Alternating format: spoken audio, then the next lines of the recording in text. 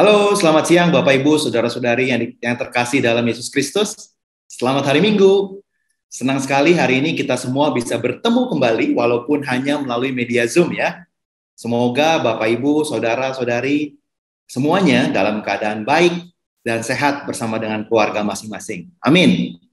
Perkenalkan, saya dengan Peter Nathanael yang akan menemani Bapak Ibu Saudara semuanya selama 2 jam ke depan di acara webinar kita siang ini, yaitu Bijak Berinvestasi Zaman Now yang diselenggarakan oleh GKI Gunung Sahari.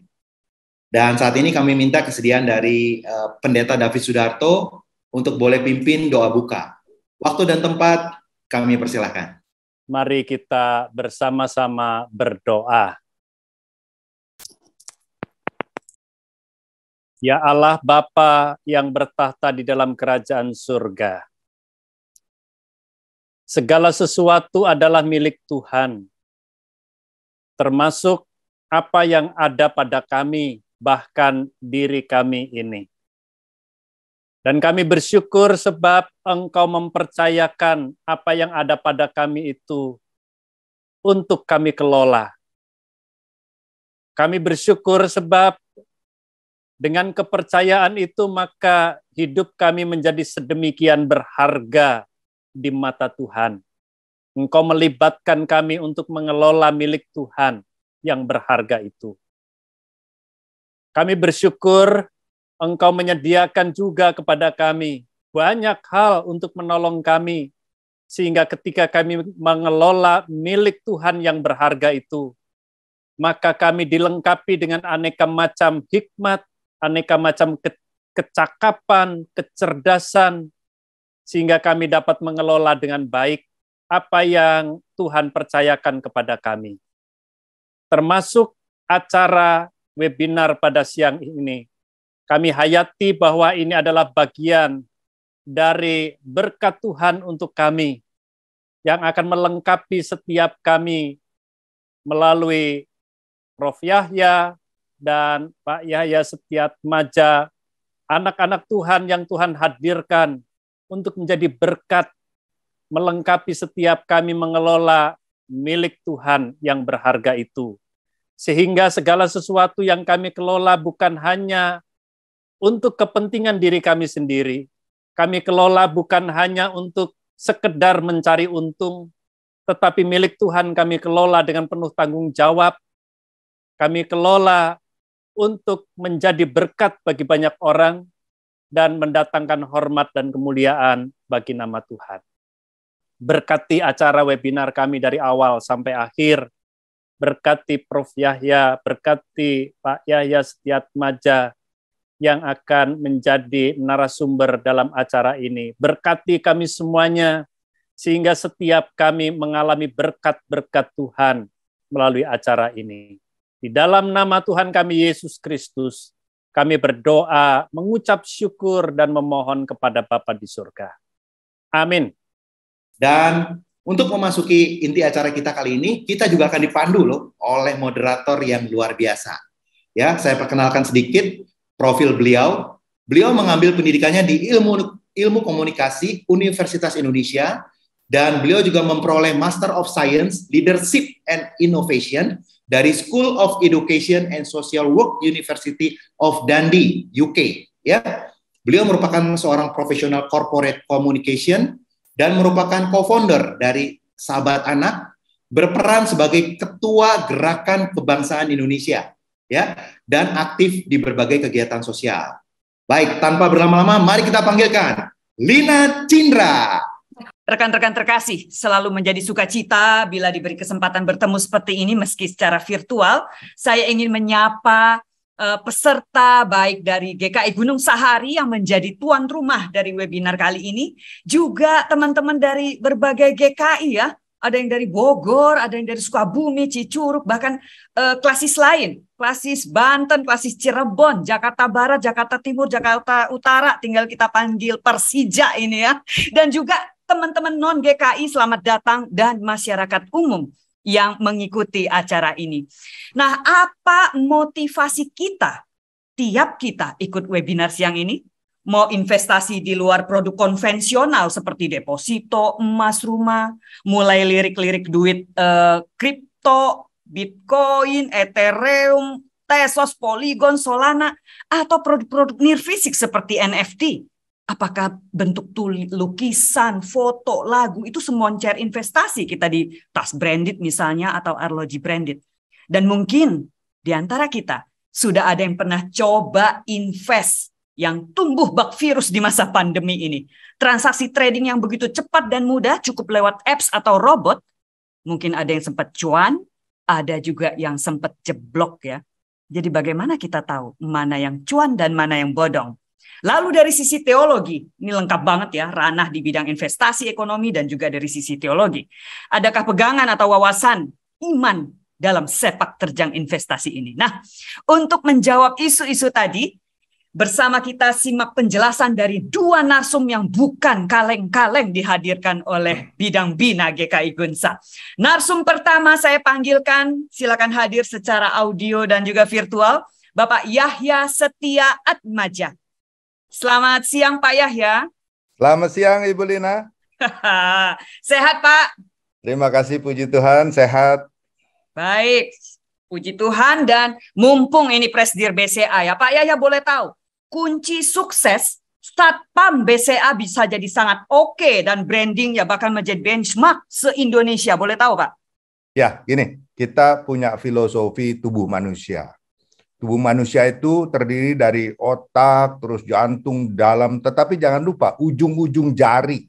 Bayangkan kalau tangan kita bundar doang kan, bagaimana mau megang barang apa, mau nunjuk nggak bisa gitu. Kita punya jari. Nah, jari ini adalah betul-betul yang langsung meraba ataupun memegang sesuatu kan. Jadi ujung tombak organisasi itu penting. Nah, kita punya Satpam, punya teller, punya CSO.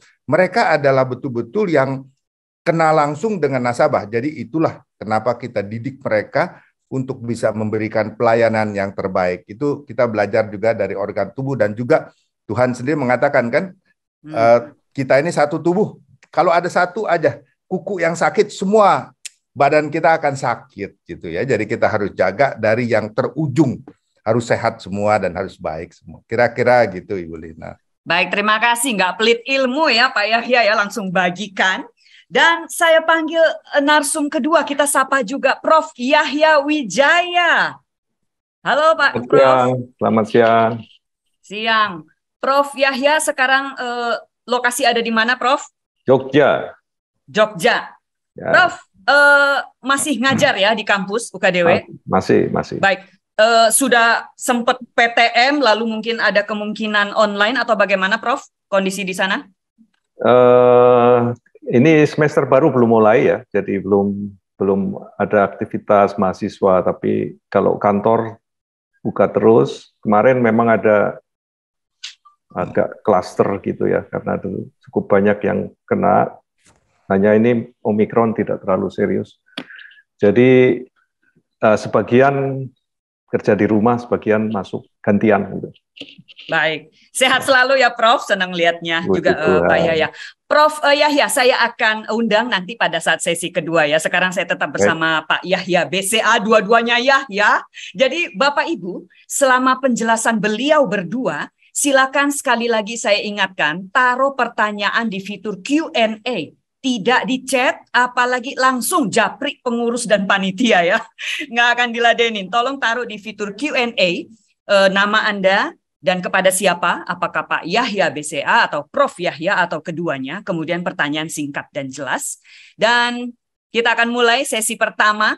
Pak Yahya Setia Atmaja, beliau seperti tadi sudah kita ketahui, Presiden Direktur BCA dan sebelumnya berkarir di Kalbe Pharma dan PricewaterhouseCoopers dan mendapatkan gelar akuntansinya di Fakultas Ekonomi Universitas Indonesia. Pak Yahya, saya persilakan, waktunya 40 menit dari sekarang. Terima kasih Bu Lina, yang kami banggakan di sini tadi ada Pak Peter, Pendeta David Sudarto, Profesor Yahya juga rekan yang akan menyampaikan juga, dan khususnya para audiens seluruhnya, anggota GKI, non-GKI, dan yang di luar ini pun kalau ada kami sambut bersama. Nah, karena ini memang kita bicara tentang investasi. Investasi itu nggak jauh dari harta. Nah, jangan sampai salah fondasi juga ya. Jadi terpaksa saya coba cari-cari dari ayat Alkitab, ketemu ya, Matius 6 ayat 19 sampai 20. Jadi kira-kira begini isinya ya. Saya share di sini ya. Intinya ayat 19. Janganlah kamu mengumpulkan harta di bumi. Di bumi ngengat dan karat merusakkannya dan pencuri membongkar serta mencurinya. Tetapi kumpulkanlah bagimu harta di surga. Di surga ngengat dan karat tidak merusakkannya dan pencuri tidak membongkar serta mencurinya. Ingat, fondasi tetap itu ya, bahwa kita diberkati Tuhan, diberikan suatu aset, diberikan suatu harta untuk dikelola. Boleh dibaca juga di Matius 25 ayat 14 atau 15 sampai 25 tuh. Tentang talenta, ya Tuhan juga mengatakan meskipun tadi dikatakan harta di surga, tetapi Tuhan mengumpamakan juga talenta. Ada yang diberi 5, 2, dan 1. Yang 5 mengelola jadi 5, yang 2 mengelola jadi 2, yang 1 disimpan. Nah Tuhan mengatakan yang baik itu yang 5 dikelola. Nah ini ada 2 ayat mendasari apa yang akan saya sampaikan. Nah teman-teman sekalian, kita mulai dari slide pertama mungkin ya. Saya secara singkat slide, tapi mungkin nanti yang basic-basic saya akan coba perjelas ya di slide pertama. Nah ini, kita sekarang ini kan dihadapi tekanan COVID memang mulai mereda. Tapi ketidakpastian global semakin meningkat. Nah di sini disebutkan ya, ada Rusia, Ukraina, di Tiongkok COVID juga belum bisa diatasi. Fed rate mulai meningkat terus. Kemudian harga komoditas tinggi sekali ya. Minyak dan minyak goreng kita rasakan, gasolin dan juga bahan-bahan tambang menaik, gangguan rantai pasokan, logistik hilang, boleh dikata. Kontainer itu pada awal COVID sempat naik 9 sampai 10 kali harganya. Sekarang pun mungkin masih 3-4 kali dan scarcity. Ya, susah sekali mendapatkan itu. Kemudian di Amerika apakah akan ada resesi atau tidak? Nah, next slide kita cepat dulu. Nah, tetapi di sisi lain, kehidupan kita ini juga dikelilingi dengan yang instan, mudah, dan gadget base ya, smartphone. Jadi di mana-mana tuh rasanya kita kalau ketinggalan dompet masih lumayan. Kalau ketinggalan HP itu rasanya lebih susah, harus ada itu HP, karena HP itu pun bisa lakukan transaksi, duit juga ada di situ gitu. Kalau di dompet duit kita terbatas uang tunai. Kalau di HP dengan rekening bisa kita operate melalui mobile banking, itu unlimited amount ya. Kita lihat belanja zaman now, hotel zaman now, kita bisa ada Airbnb selain konvensional hotel ya. Kemudian traveling juga Anda tahu semua ya. Taksi zaman now juga dengan adanya My Bluebird, Grab, Gojek ya, bisa dengan digital, dan juga toko musik sekalipun ya. Jadi kita udah betul-betul dikelilingi dengan digital teknologi. Next. Nah, ini saya agak perlahan dikit nih. Jadi yang nggak ada di slide ini ya, tapi mungkin di belakang slide-slide berikutnya ada. Tetapi menurut saya ini yang fundamental sekali. Apakah Anda katakan masih kuliah? Apakah sudah mulai berkarir? Apakah sudah di umur setengah umur? Mungkin 40-an, 45-an, atau sudah 50 ke atas? 60 dan seterusnya. Ini adalah basic untuk investasi. Adalah mengenal diri Anda sendiri. Mengenal aset Anda sendiri. Berapa yang mau dikelola, berapa yang memang untuk kebutuhan. Jangan di mix up.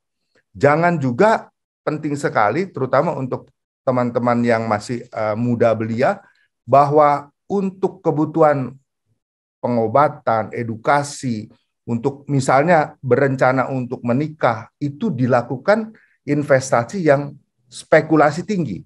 Harapan semua orang pasti mendapat keuntungan yang sebesar-besarnya. Tetapi kita juga tahu ada yang menjadi kenyataan dan banyak juga yang bersedih hati. Ya, jadi ini harus kita pahami sebagai fundamental. Ya.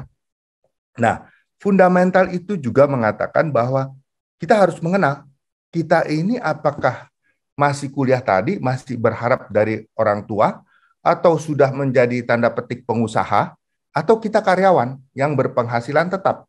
ini pun kita harus kenal ya. Artinya kalau kita sebagai karyawan yang berpenghasilan tetap, tentunya kita mensisihkan antara kebutuhan-kebutuhan sehari-hari, kebutuhan untuk cicil apakah mobil atau rumah, dan kelebihannya baru dipersiapkan untuk investasi. Nah, jadi hal itu juga harus jelas. Kedua, kalau Anda adalah pengusaha, pengusaha itu kadang-kadang investasi ataupun bisnis yang dilakukan itu profitability-nya besar sekali sebenarnya. Dan kita tidak menyangkal, kadang-kadang sebagai pengusaha ada kesempatan. Kesempatan di mana dia bisa mendapat harga promo. Apakah dari supplier tertentu, dari pabrik tertentu. Biasa kalau mendekati Lebaran ya, ataupun Natal, Tahun Baru, itu ada promo-promo seperti itu. Nah, kalau dia udah tahu bahwa ini barang laku dan diadakan promo, dia akan membeli dengan jumlah yang lebih besar untuk dimanfaatkan. Profitnya akan lebih besar daripada tanda petik investasi yang lain. Untuk para pengusaha, tanda petik teman-teman yang berbisnis, jangan lupa menyediakan likuiditas. Meskipun tanda petik ya, likuiditas itu boleh dikata hampir tidak ada hasilnya. Tetapi ini pada suatu kesempatan yang baik Anda manfaatkan, itu bisa mengcover profitability lebih daripada setahun investasi yang terbaik apapun. Anda kalau yang berbisnis tentunya mengetahui sekali, dan Anda bisa hitung-hitung selama ini kalau lagi ada campaign promo itu berapa Anda bisa dapatkan diskon. Nah, ini adalah dasar juga. Nah, kemudian sekarang kita bicara orang asumsi nih ya, kita udah hitung kebutuhan sehari-hari, terus kita ada dana nih. Inilah dana yang talenta tadi tuh, ibarat di Matius tadi diumpamakan, yang harus kita kelola, harus diperbanyak sedapatnya. Ada yang mau memperbanyak, ada juga yang mau mempertahankan ya nilai daripada apa yang sudah di saving. Nah, itu kita harus mengenal tanda petik kita bilang risk appetite. Jadi kita ini orang yang sangat konservatif atau yang konservatif atau yang moderat atau yang agresif. Nah, itu ada ciri-cirinya sebenarnya ya. Nanti sedikit saya gambarkan. Tetapi semua tipe investor ini, Anda jangan lupa, ini teori yang sudah sejak dulu sebenarnya. Tapi biarpun abad digital, tetap berlaku. Jangan masukkan telur dalam satu basket. Nah, ini juga yang sering dilupakan. Begitu melihat ada suatu produk yang, waduh, ini profitnya besar gitu ya, langsung seluruh dana investasinya itu dimasukkan di situ. Lebih parah lagi ada yang sampai tanda petik pinjam uang. Karena dia bilang, aduh pinjam uang paling kena 1%, 2% sebulan ya. Ini bisa sebulan 14%, 15%. Pernah ada yang tawarkan begitu kan. Wah ini luar biasa kan. Langsung pinjam duit dengan bunga mungkin cukup rendah. Diinvestasikan pada produk-produk investasi yang tadi sempat disebut Ibu Lina juga. Tanda petik bodong, awalnya menarik, awalnya bisa untung, tapi buntutnya rugi gitu ya. Nah jadi hati-hati. Ini adalah beberapa prinsip-prinsip yang harus kita amati bersama dan Anda kenal diri Anda sendiri. Saya tidak bisa mengatakan ini investasi yang terbaik, ini yang terbaik. Saya hanya bisa menggambarkan tipe-tipe investasi termasuk nanti yang cukup advance ya. Nah pilihannya adalah di Anda sendiri, tetapi jangan lupa prinsip-prinsip tadi. Apakah Anda seorang mahasiswa, pengusaha, ataukah Anda seorang karyawan, apakah yang rutin dan untuk mencicil, untuk melunasi utang-utang itu sudah bisa disediakan, ya? Dan apakah Anda menempatkan kelebihan dana itu pada diversifikasi investasi? Saya tidak menyarankan sekali bahwa Anda tempatkan di satu tempat. Meskipun saya di bank, saya tidak menganjurkan semua taruh di deposito gitu ya. Enggak. Tidak, investasi yang baik adalah dikelola dengan suatu portfolio, istilah kerennya ya. Di mana tadi basketnya itu tidak boleh satu basket semua telur di situ. Anda harus membagi-bagi ke beberapa. Nah, cuman seperti yang tadi dikatakan, saya kan tidak tahu dana lebih Anda berapa. Kalau dana lebihnya sedikit ya tentu diversifikasinya tidak terlampau banyak seperti orang yang punya dana besar. Harus lebih banyak diversifikasinya untuk mengurangi kerugian ataupun hasil yang dicapai tidak optimal. Ya, karena meskipun yang konservatif itu pun kadang-kadang memiliki resiko-resiko ya. Resiko bukan hanya resiko terhadap dana hilang, tetapi pada saat Anda perlukan cash seperti tadi pedagang ya, kalau dia tempatkan semua di surat berharga jangka panjang ya, pada saat ada kesempatan promo, dia tidak ada duit, tidak bisa mencairkan atau mau menjual harga lagi jatuh ya, sehingga dia tidak bisa mendapatkan likuiditas. Nah, ini kan sebenarnya kerugian juga bagi dia.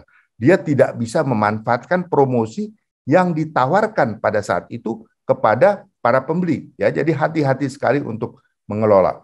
Nah, ini secara singkat ya kita gambarkan di sini. Ya, kalau rumah tanah itu very tradisional dan semua orang membutuhkan, saya pikir ya. Apalagi yang masih tinggal di pondok mertua indah istilahnya, itu kan pasti satu saat berkeinginan untuk mandiri, untuk bisa memiliki rumah dan tanah sendiri. Nah, ini tentu satu investasi yang mutlak gitu kan. Meskipun kalau saya lihat banyak juga ya milenial di luar negeri, pokoknya hidupnya nggak perlu memiliki rumah, saya rental-rental aja gitu kan, malah bisa fleksibel gitu. Ada orang yang punya filosofi kehidupan seperti ini. Cuman saya pikir terutama orang Asia ya, di Indonesia misalnya, rumah itu salah satu aset yang memang dibutuhkan dan penting sekali. Kemudian ada deposito. Ya, memang deposito ini saat ini kalau bicara bunga paling rendah, termasuk rendah sekali ya. 1 bulan, 3 bulan, 6 bulan, 1 tahun ya. Relatif itu rendah sekali. Jadi bahkan kalau dilihat inflasi saat ini sekitar 4%, banyak deposito yang ditawarkan di bawah inflasi. Jadi sebenarnya memang deposito itu adalah suatu penempatan dana yang relatif sangat-sangat konservatif. Tetapi dibutuhkan kadang-kadang. Karena jangan lupa juga pengusaha, kalau mempunyai deposito, setiap seperti tadi ya saya katakan, tiba-tiba dia ingin pakai, itu deposito itu bisa digadaikan, dijadikan untuk basis pinjaman. Dia bisa tarik dana, meskipun tidak seluruh deposito itu ya, mungkin katakan 70%-nya dia bisa tarik, sehingga ada dana liquid yang dia bisa manfaatkan untuk kesempatan baik dalam penawaran tadi ya. Itu sedikit deposit. Emas. Nah, emas ini kalau kita lihat memang suatu investasi yang disenangi orang-orang dulu ya, karena mereka menganggap jangka panjang itu emas selalu meningkat. Nah, tetapi kalau kita lihat secara trendline, emas itu memang dari per troy ounce ya. Troy ounce itu kurang lebih kalau saya tidak salah 31, berapa gram gitu ya kira-kira per troy ounce itu. Itu harganya berkisar dulu ya di bawah $1.000. Nah, bertahap itu meningkat terus sampai pernah mencapai $2.000. Namun sekarang terkoreksi, turun sampai sekitar 1.700-an dolar, 1.760-an mungkin, 50, 60 saat ini ya. Nah, jadi itu pun sebenarnya tergantung saat Anda masuk. Pada saat masuk harga murah dan jangka panjang Anda simpan, Anda untung. Kalau Anda masuk pada saat 2.000, ya Anda rugi, cukup besar ruginya. Ya, itu gambaran untuk emas. Kemudian obligasi, saham, reksadana. Saya pikir obligasi, saham, reksadana ini juga bukan yang disebut zaman now, tetapi banyak juga kita lihat bahwa obligasi, saham, reksadana ini pun kalau dulu kita secara tradisional harus buka rekening. Misalnya untuk beli saham di security company. Kemudian kita biasa dulu telepon untuk order beli atau jual. Nah, saat ini kita tahu bahwa security company sudah menyediakan tools untuk langsung trading langsung. Ya, bedanya kalau dengan telepon, biasanya kadang-kadang nasabah itu menanyakan kondisi market, baru dia memesan mau membeli atau menjual. Dia coba mendapatkan saran-saran daripada si trader ya. Jadi ini keunggulan daripada sistem yang dulu.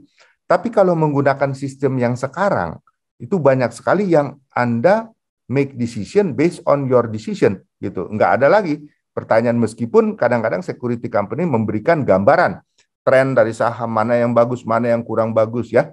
Nah, kemudian obligasi juga sama. Nah, cuman harus diingat, obligasi itu disarankan untuk yang jangka panjang, untuk pemilikan jangka panjang. Kalau jangka pendek, Anda bisa menjual obligasi, tapi jangan lupa, obligasi ini kalau suku bunga naik, harga obligasi akan turun. Kalau sebaliknya, bunga turun, harga obligasi akan naik. Ini berbalik belakang. Itu yang dijual atau dibeli di pasar. Ya, tetapi kupon dari obligasi itu, katakan obligasi yang 5 tahun, 10 tahun, itu akan tetap 7%, 8%, 10% misalnya ya. Dia nggak akan berubah. Yang akan Anda dapat setiap bulan atau quarter atau 6 bulan, itu tetap pada tingkat bunga yang dijanjikan. Tetapi harga dari obligasi itu akan turun ataupun naik sesuai dengan kondisi pasar. Nah, kemudian ada satu lagi reksadana, supaya kita lebih jelas lagi ya. Reksadana ini merupakan suatu kombinasi, apakah itu saham ataukah obligasi, atau ada yang saham dan obligasi digabung jadi satu, dikelola oleh satu fund manager. Ada orang yang khusus mengelola. Kalau kita sendiri ya mau beli saham atau mau jual saham, itu kan kita harus tahu bagaimana fundamental daripada perusahaan-perusahaan yang kita beli. Itu sangat penting sekali karena itu akan menentukan harganya naik atau turun. Seperti tadi disebut goreng saham. Ya, goreng saham basically perusahaan-perusahaan yang fundamentalnya belum ada, belum kelihatan performance profitability-nya, tetapi sudah digembos-gembosin atau ada yang encourage orang membeli hanya dengan pengaruh-pengaruh di Instagram ataupun di TikTok, orang beli tanpa memahami perusahaan itu performance sebenarnya seperti apa. Ya, pom-pompers ya katanya itu. Ya mereka ya dibayar ataupun bukan secara naluri baik memberitahu, ya pasti ada somebody yang mensupport mereka gitu ya. Nah, reksadana ini adalah fund manager yang profesional yang coba mengendalikan atau mengkombinasi macam-macam saham. Kan kalau kita sendiri mungkin dengan kemampuan kita membeli saham, mungkin hanya bisa 2, 3, 10 gitu atau 5 gitu saham ya, macamnya. Tetapi dengan reksadana ini mereka bisa mengumpulkan 20, 25, 30 saham yang mereka pilih ya. Dan itu akan mengurangi resiko kalau salah satu saham turun. Tapi sebaliknya, kalau Anda pilih saham yang benar, naiknya tinggi, ya reksadana ini yieldnya pasti tidak setinggi kalau single saham yang Anda beli itu harga naik. Ya, itu ada pro cons-nya. Tetapi Anda tidak usah bercapai lelah, apalagi kalau Anda sendiri pengusaha gitu ya. Jangan hanya dengar kiri kanan, beli saham ya. Di reksadana ini, para fund manager akan berusaha untuk mengelola dan mempelajari performa dari masing-masing saham. Nah, kemudian ada yang disebut margin trading, forex, dan saham. Nah, ini sedikit saya perlu jelaskan pengertian margin trading itu. Biasanya orang kalau beli saham ataupun jual saham, itu dia harus 100% memiliki uang seperti itu, lalu dia membeli saham. Ya, kalau menjual ya dia akan dapat uangnya, tetapi pada saat membeli, Anda harus penuh menyediakan uang. Mau 10 juta, 100 juta, 1 miliar, 2 miliar, terserah. Anda mau beli harga saham segitu, ya Anda sediakan duit dulu. Nggak ada duit, nggak ada saham gitu. Itu prinsip dari security company. Nah, tetapi ada juga perusahaan-perusahaan sekuritas yang menyediakan fasilitas untuk pinjaman. Artinya Anda yakin benar nih, saham A itu performanya akan baik ya. Anda hanya beli atau hanya bermodalkan 10 juta, Anda bisa beli saham itu dengan nilai 50 juta, 100 juta gitu, tergantung security company berapa persen margin trading yang akan ditawarkan. Nah, dengan demikian Anda bisa membeli lebih banyak daripada uang yang Anda miliki. Keuntungannya, saya katakan yang untung dulu ya. Ya kalau profitnya misalnya 10% per modal yang Anda punya, kalau ada 10 kali ya 100% bisa naik seperti itu. Kalau dia naik 10%. Nah sebaliknya, namanya saham bisa naik, bisa juga turun. Jangan takut atau harus Anda waspadai ya, bukan jangan takut. Kalau harga saham itu 10%, Anda juga akan ditelepon oleh security company. Pak, Ibu, margin Anda kurang nih. Karena harganya turun 10%. Teoritis duit Ibu udah hilang atau duit Bapak udah hilang. Anda harus top up. Namanya ini harus top up. Nah, apakah Bapak Ibu sudah menyediakan ya biaya top up, kalau Bapak bilang, waduh, nggak bisa nih, baru 10 hari lagi atau bulan depan deposito saya jatuh tempo. Sorry katanya, saya cut loss, habis. Jadi dana Bapak yang ada itu seluruhnya hilang, zero. Nah, ini adalah salah satu resiko dengan adanya margin trading. Ya, Forex juga sama. Forex seperti itu juga ya. Jadi Forex ini biasanya currency ya. Currency kita tahu dolar yen, dolar euro, dolar Aussie, dolar Singapura dolar, ya, di mana setiap hari terhadap US dollar itu bisa berubah-ubah. Contoh seperti yen. Sebelum COVID, yen itu kursnya 115 per 1 US dollar. Sekarang ini 130-an. Bahkan sempat ke 139 atau 40. Ya, bayangkan itu bisa 20% pergerakannya ya. Jadi kalau margin trading itu 5 kali, itu habis kalau salah arah ya. Kalau benar arah, Anda double duitnya. Tapi begitu salah arah, habis modal Anda. Gitu kan, kalau Anda nggak top up. Ya. Itu bahayanya margin trading. Ada yang Forex, ada yang saham juga. Dan ini semua digital. Ini adalah salah satu yang Forex tadi itu yang saya dulu seperti saham. Harus per telepon, ya, agak lambat ya. Karena Forex itu setiap detik bisa berubah. Angkanya itu betul-betul. Kalau Anda lihat ya, kita ada Refinitiv sekarang, dulu namanya Reuters, yaitu setiap detik bisa terjadi perubahan kurs. Ya, bayangkan kalau Anda telepon, nungguin tradernya aja udah berapa detik. Kalau sekarang Anda bisa live, lihat di gadget Anda pergerakan saham langsung hit. Sangat efektif, sangat efisien. Tapi nggak menjamin Anda menang juga, biarpun cepat gitu ya. Tetap mau rugi ya rugi, kalau mau untung ya untung, gitu kan? Itu margin trading. Binary option ini adalah suatu kreativitas pasar treasury untuk menciptakan mix currency, option-optionnya itu bisa diperjualbelikan. Ini bisa untung, bisa rugi juga. Tetapi ini very advanced. Saya sendiri nggak pernah mencoba typical investasi seperti ini. Ini terlalu sophisticated ya saya pikir ya. Kemudian kripto. Nah ini sedikit saya jelaskan namanya kripto ya. Jadi gini, kita ada yang disebut government, ada God, Tuhan, God currency katanya. Apa itu God currency? God currency itu adalah gold, silver. Itu kan dari dalam tanah, ditambang, dikeluarkan, digali, diproses, dijual. Itu adalah gold currency atau God currency. Karena apa? Diciptakannya dari dalam tanah gitu. Dianggap Tuhan yang menciptakan itu gitu kan.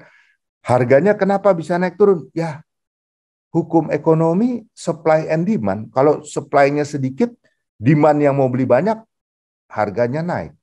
Kalau demand-nya sedikit, supply-nya berlebihan, harganya turun. Itu as simple as that ya. Itu namanya God currency. Kemudian ada yang kedua, government currency, yaitu uang seperti yang kita pegang, rupiah, yen, US dollar, renminbi, macam-macam, Korean won, dan lain-lain ya. Itu adalah government currency. Kenapa dibilang gitu? Karena government yang ngatur, seperti sekarang BI ya, Bank Indonesia di Indonesia tuh dikelola atau diatur oleh BI kan. Nah BI ini yang menentukan tingkat bunga naik atau turun. Nah kalau bunga naik, currency-nya akan lebih kuat. Kalau seperti sekarang, dolar itu naik, interest rate dolar itu sudah naik 2,25%. BI belum menaikkan suku bunga. Nah, artinya apa? Rupiah akan melemah. Ya, Anda saksikan sendiri, dari 14.400, waktu itu sebelumnya pernah 14.000, sekarang kan mendekati 15.000. Jadi kalau kursnya seperti itu namanya currency-nya melemah, rupiahnya melemah. Kalau nanti rupiahnya bisa ke 13.500 misalnya ya, itu namanya rupiahnya menguat.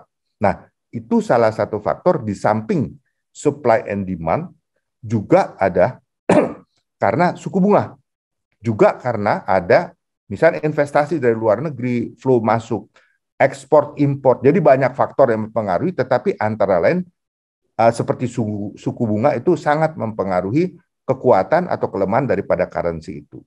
NFT juga demikian. Ini saya pikir hal yang baru ya. Banyak hal-hal baru seperti foto, antik-antik, lukisan itu dijual NFT. Pertanyaannya apakah is it the real market? Apakah supply and demand-nya itu memang cukup banyak supply? Apakah demand-nya tidak inflated demand. Karena orang ikut-ikutan, karena ada pom-pompers, ada orang yang pempromo. Sesudah Anda beli dengan harga yang naik, saat Anda jual, ada nggak takernya? Ada nggak yang mau membeli? Seperti yang Anda perkirakan. Nah ini bahayanya, karena it's all the new products. Ya. Kita juga nggak tahu ke depan, karena menurut saya produk yang baru itu akan selalu tanda petik menarik.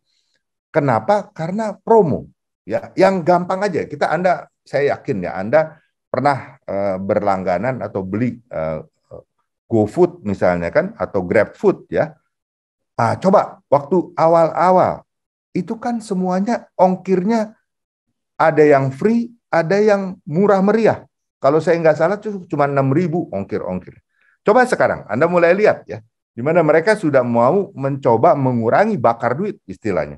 Sudah bisa 20.000, 30.000, jadi bayar ongkir 40.000 bukan hal yang asing. Kalau dulu mana ada orang mau bayar ongkir 40.000, 6.000 udah mahal katanya kan, tapi mereka lakukan dengan ongkir-ongkir yang murah.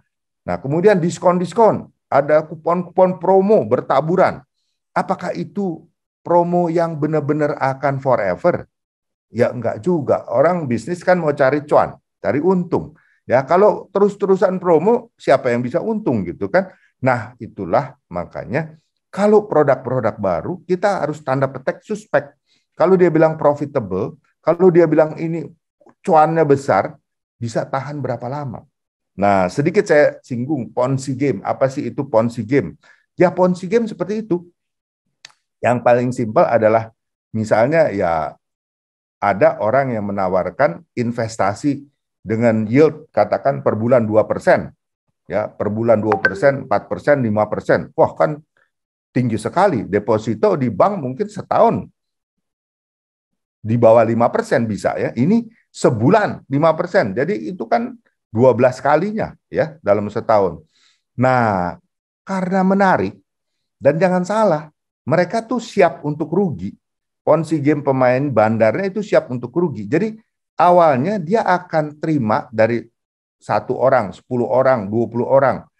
Dia modalin sendiri. Bunga itu bukan dari hasil usaha sebenarnya. Ini yang murni Ponzi game ya. Dia modalin sendiri, dia bayar bunganya setinggi itu. Kenapa? Karena si orang-orang yang sudah invest akan mencari teman-teman. Makin banyak orang invest. Nah, akhirnya investasi baru dari orang-orang ini digunakan untuk membayar tanda petik seperti bunga atau hasil yield daripada investasi itu. Jadi, nah disinilah orang terperangkap. Orang akhirnya sesudah melihat, wah sebulan, 2 bulan, 3 bulan ya, wah ternyata betul nih. Bukannya dia mengambil profitnya pada saat menikmati profit itu di top up lagi. Dan itu sudah dipelajari betul oleh si bandar Ponzi game. Bahwa kalau manusia, nih tanda petik manusia, mendapat keuntungan, dia tidak akan cepat-cepat cabut dari keuntungan itu. Dia akan tetap, bahkan lebih parah lagi, dia tambah. Tambah dari keuntungan aja masih mending. Tambah dari tambahan duit sendiri lagi ditambah. Parah lagi kalau dia pinjam duit, dia top up di situ. Nah, sesudah setahun, 2 tahun, 3 tahun, bayangkan sudah ribuan, puluhan ribu customer, mungkin duit yang dikumpulkan sudah ratusan miliar triliunan, disitulah dia say bye-bye. Nah, disitulah Anda harus nangis bombay istilahnya ya, gitu. Jadi itulah yang namanya Ponzi game. Nah, next slide.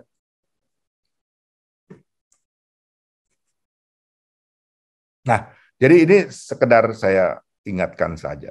Ya, seperti menabung itu risiko rendah ya. Tinggal Anda melihat Anda menabung di bank mana gitu ya. Tetapi ruginya ya nilai simpanan itu bisa tergerus inflasi. Saya katakan seperti tadi ya. Kalau tabungan hanya 1-2% atau deposito katakan 4%, 3%, inflasi 4-5% misalnya, berarti ya buying power Anda dari hasil deposito itu akan lebih sedikit dari tingkat inflasi. Ya, Anda negatif income kalau dilihat dari inflasi. Tetapi untuk keamanan, ya aman kalau Anda memang mau menabung ataupun menyimpan untuk pendidikan anak. Yang pasti adalah ini.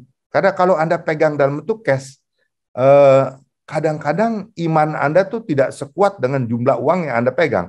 ada penawaran menarik, ada handphone baru, ada hal-hal yang sebenarnya Anda tidak perlukan, karena ini uang menabung untuk pendidikan misalnya, Anda bisa khilaf untuk menggunakan uang itu. Sebab itu banyak orang yang mendeposito atau menabung. Ya. Nah, investasi, kalau investasi ya memang risikonya pasti lebih tinggi. Pasti lebih tinggi karena prinsip utama high risk, high return. Kalau risiko tinggi, ya hasil usahanya juga tinggi ya. Tetapi kalau hasil usahanya memang sedikit, biasanya itu yang lebih aman dan lebih menjamin. Nah, ini disebutkan high risk, high return. Jadi tidak ada investasi yang tidak memiliki risiko. Nah, tetapi kalau misalnya tadi sempat disampaikan ya, ada belakangan ini investasi tanda petik yang ketahuannya bodong, awalnya mereka luar biasa. Mereka menawarkan dengan 10%, 12%, 14% per bulan, bukan per tahun. Ya. Deposito aja 10%, 12%, 14% per tahun nggak ada saat ini ya. Mereka tawarkan sebulan. Jadi kan too good to be true. Ya, jadi kalau sesuatu yang too good to be true, it's not true. Orang bilang itu. Kalimat lengkapnya begitu. Kalau too good to be true, it's not true. Yang benar adalah seperti itu. Jadi memang saran saya adalah betul-betul Anda mengamati. Nah, tetapi apakah tidak boleh mencoba? Siapa tahu benar-benar ya nggak ada yang bisa tahu sebelum kejadian ditutup ya. Boleh, menurut saya boleh. Tetapi saran saya aja ya supaya nggak penasaran deh. Apalagi anak muda. Saya pun coba loh. Bukannya saya nggak pernah coba. Dan sedikit sekali saya coba tes bagaimana sih cara kerjanya. Saya mau tahu detail-detail itu ya. Bukan mau mendapat investasinya, tapi saya ingin tahu cara kerjanya. Kalau nggak, saya nggak bisa ngomong di sini gitu kan. Nah, jadi kalau Anda penasaran nih, oh teman kiri kanan, teman arisan semua masuk bagus, semua bilang bagus. Kan Anda penasaran, ya sisihkanlah. Mungkin 2%, 3% dari total dana yang Anda siapkan untuk menabung. Atau dana yang akan Anda usahakan untuk investasi.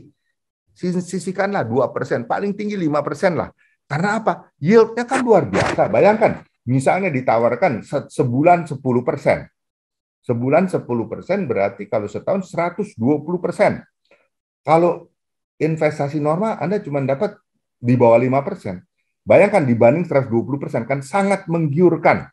Jadi kalau nggak coba sama sekali juga rasanya mungkin ada yang penasaran ya. Saya nggak menyarankan loh, cuman kalau Anda penasaran, teman kok bisa bagus hasilnya, kok ini semua bagus, yang lain tuh bodong, ini enggak lah, ini beneran gitu ya. Ya silahkan tes.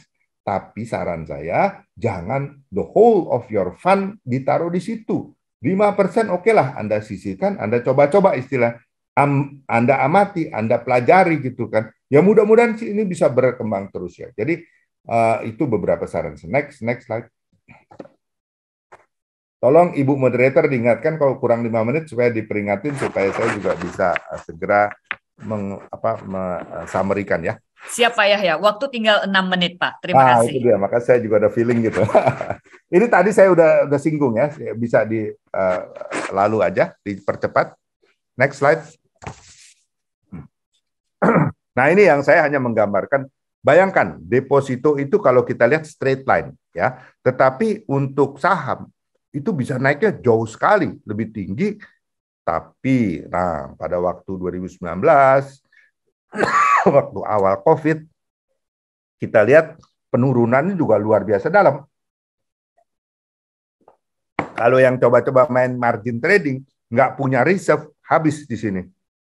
Seluruh investasi Anda habis kalau Anda main margin trading dan koreksi pasar sebesar itu. Yaitu saya jamin. Margin trading hanya bisa berlaku dan oke pada saat market stabil. Ya, karena kalau market stabil pun kerugian 5%, 10% itu normal untuk saham ya. Jadi hati-hati untuk yang bermain saham.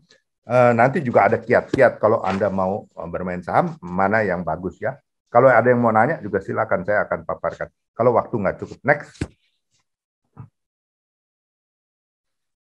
Nah, tadi saya gambarkan untuk memilih mana yang bodong, mana yang benar. Tidak memiliki legalitas, tidak punya surat izin-izin, tidak punya perusahaan. Kedua, keuntungan tidak wajar yang tadi saya katakan ya. Kemudian asetnya apa? Ya, asetnya nggak jelas, dasarnya apa gitu kan. Jadi Anda tidak bisa ngecek dari original information, betul nggak sih? Kalau Anda beli saham, Anda beli obligasi, Anda bisa cek di pasar, betul nggak harganya naik atau turun. Tapi di investasi ini Anda tidak jelas. Pokok dia hanya kasih tahu, oh untung sekian ya. Meskipun kadang-kadang ada yang memberikan gambaran sepertinya layar yang tanda petik layar bodong juga, atau sepertinya Anda mendapat untung, sepertinya Anda ada rugi sedikit tapi untung lebih banyak sehingga ujungnya Anda untung gitu kan. Tidak transparan. Next. Bahan ini Anda nanti boleh di-share ya. Saya pikir untuk panitia silakan dibagikan. Bagi Anda yang nggak sempat mengikuti, silakan bisa membaca-baca bahan presentasi ini. Nah, pahami cara investasi dengan baik ya. Jadi ya saran saya kita belajar lah. Mulai dari mahasiswa, mulai karir pertama, sejauh kita bisa menyisihkan untuk melakukan investasi, kita belajar sedini mungkin. Dan tadi saya katakan jangan taruh di satu basket. Kemudian profil risiko Anda. Anda harus kenal. Anda ini orang yang agresif. Kalau Anda yang agresif, portfolio Anda akan lebih banyak ditaruh di saham.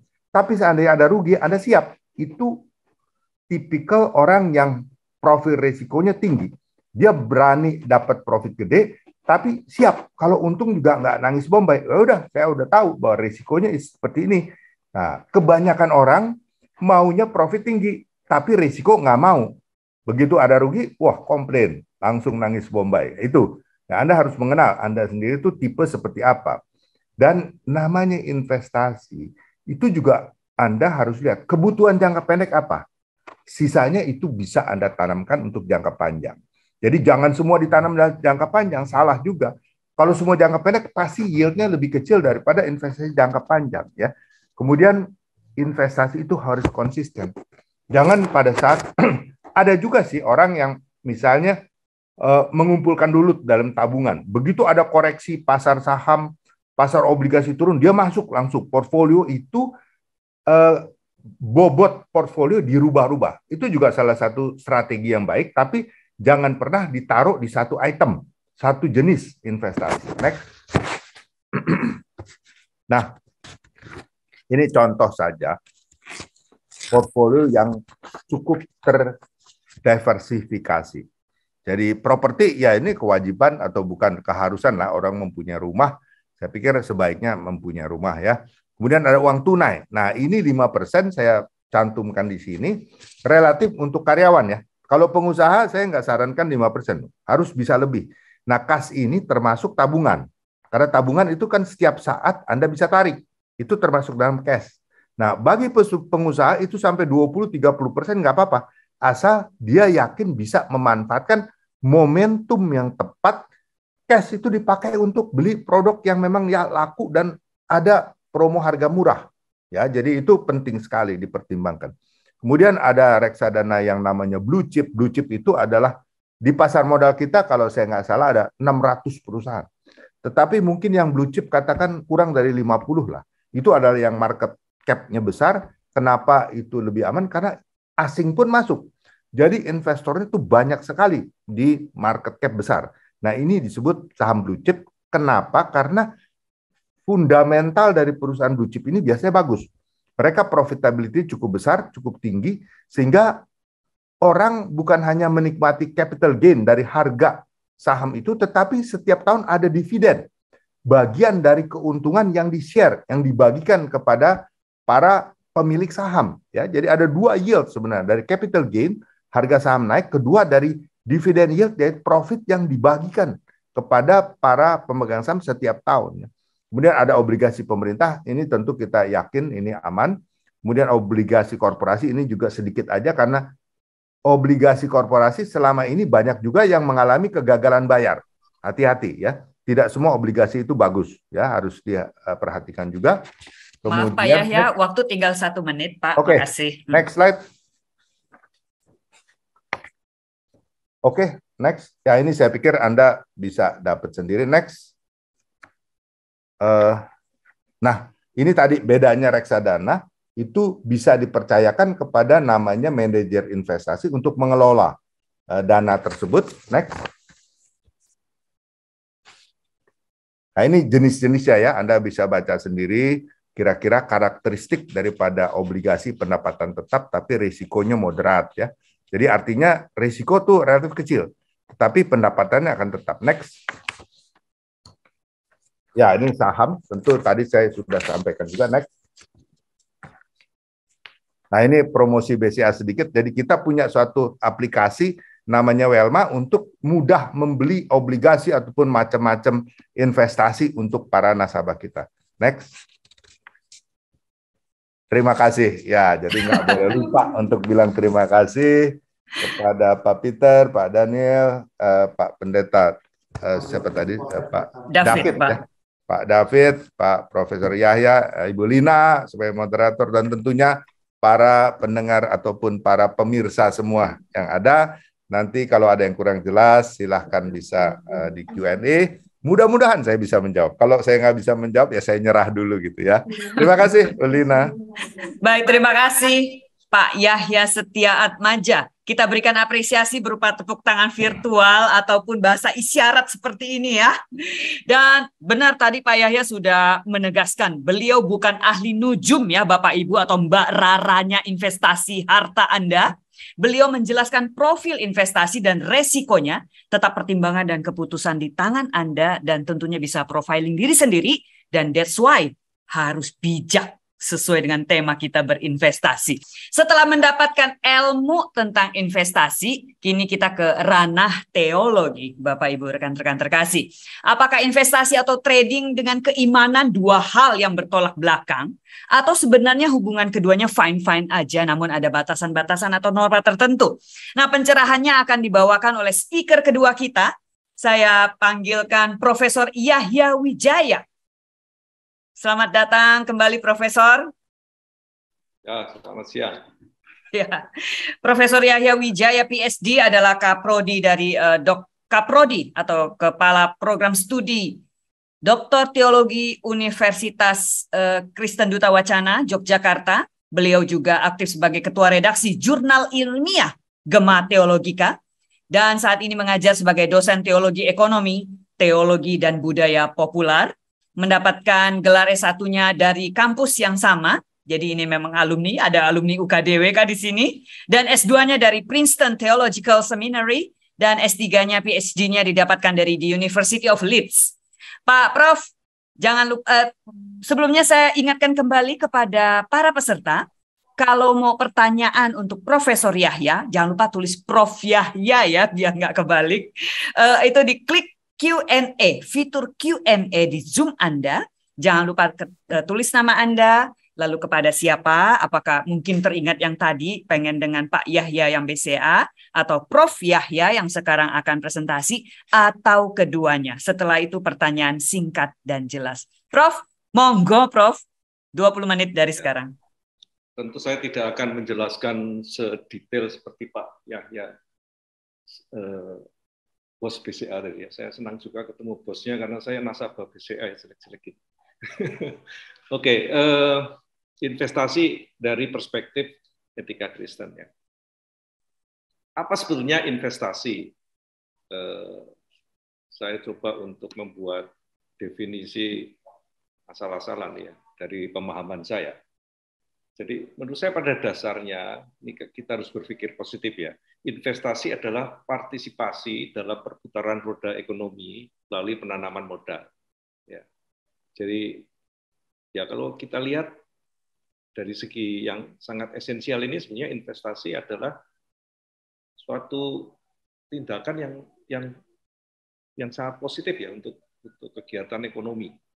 Itu partisipasi kita. Nah, saya ingat beberapa tahun yang lalu saya juga pernah diundang oleh GKI Gunung Sahari untuk bicara tentang ini ya. Judulnya waktu itu kalau nggak salah investasi atau judi gitu ya. Jadi bedanya apa dengan judi? Menurut saya investasi yang baik itu memungkinkan semua pihak, ya, semua pemangku kepentingan itu diuntungkan. Dan itu bedanya dengan judi menurut saya. Kalau judi itu orang yang untung itu mendapat keuntungannya di atas kerugian orang lain. Jadi mesti ada yang rugi baru kita bisa untung. Kalau investasi mestinya semua pihak untung gitu. Tidak harus ada yang rugi. Saya kira perbedaan yang mendasar di situ. Walaupun ada banyak kesamaan juga ya antara investasi dan judi, sama-sama ada spekulasinya, ada risikonya. Kemudian apakah gereja dan investasi ini hubungannya seperti apa? Nah, sebetulnya gereja itu sudah lama juga terlibat di dalam kegiatan investasi. Bukan hanya sebagai investor, tapi juga sebagai narasumber ya, semacam itu ya, atau resources ya, ethical resources ya untuk investasi.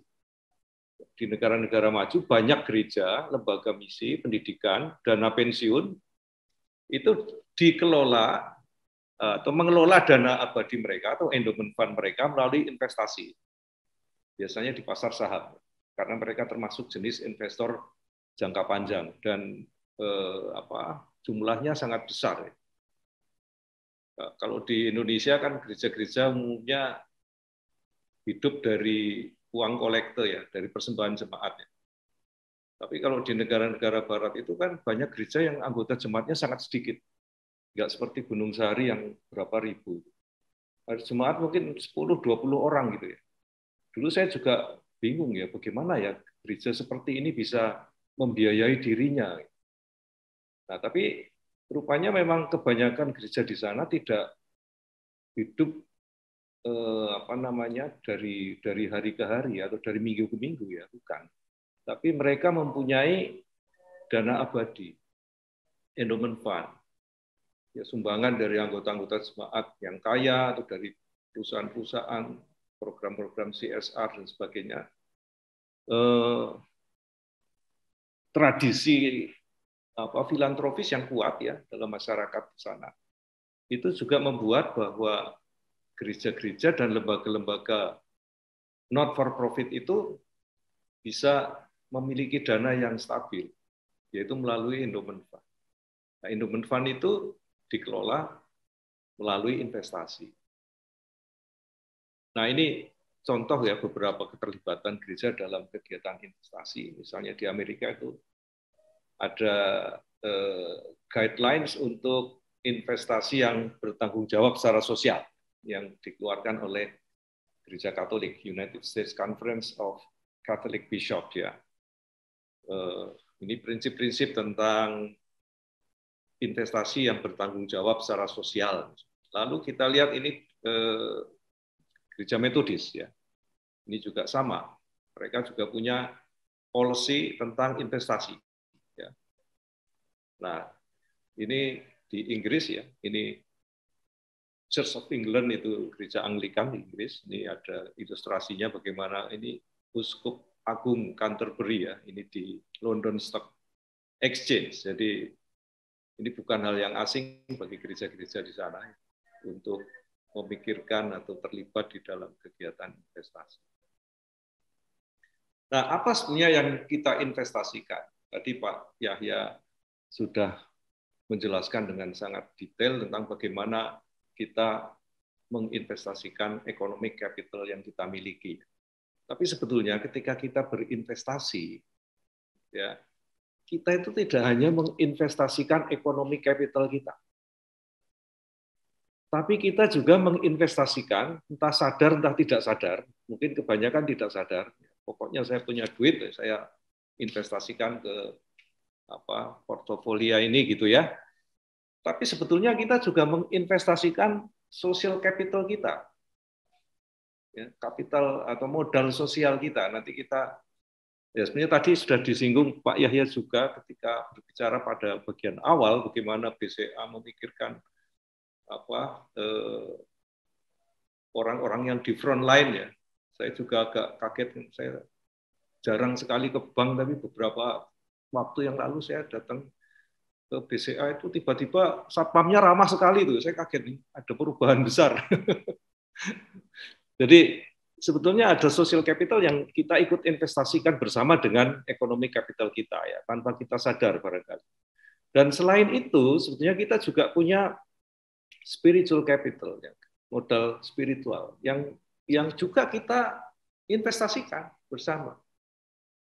Nah, kadang-kadang orang hanya berpikir tentang, saya cuma ini kan hanya memutar modal ekonomi, harta saya. Tapi sebetulnya ada ini berkelindan ya, atau overlap. Ya. Apa yang kita miliki itu saling kait mengait.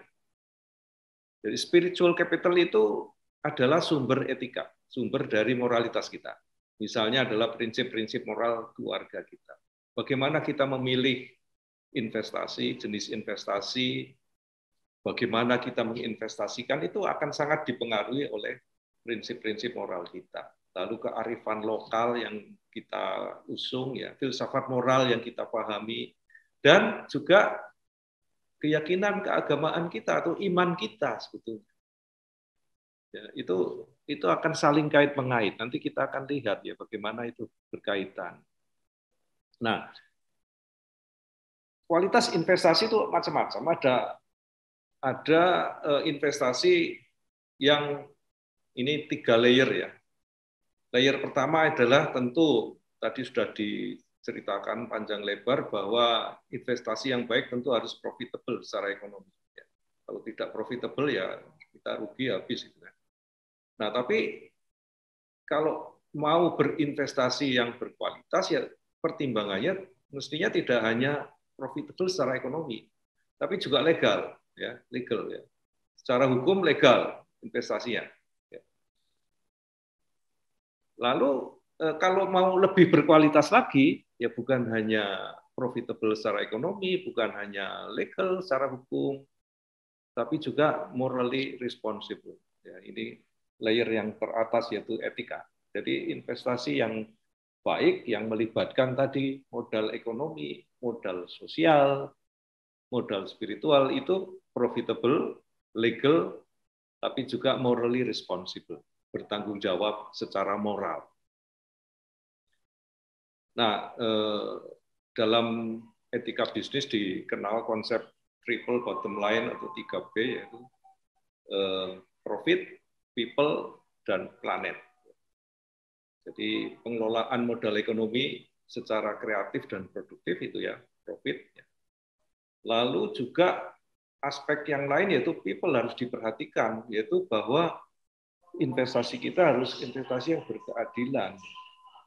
Ada kepedulian terhadap kebaikan semua pihak dengan perhatian khusus terhadap nasib orang yang miskin dan lemah. Bagaimana dampak investasi kita terhadap pihak-pihak lain, ya, stakeholder kita. Kemudian ini yang sekarang juga mendapat tekanan dan perhatian di seluruh dunia yaitu planet. Investasi kita punya dampak apa terhadap planet? Ya. Dalam triple bottom line itu kelestarian alam sebagai sesama ciptaan Tuhan ini perlu mendapat perhatian besar sekarang. Dan saya kira negara juga sekarang tidak bisa mengabaikan lagi tentang aspek planet ini.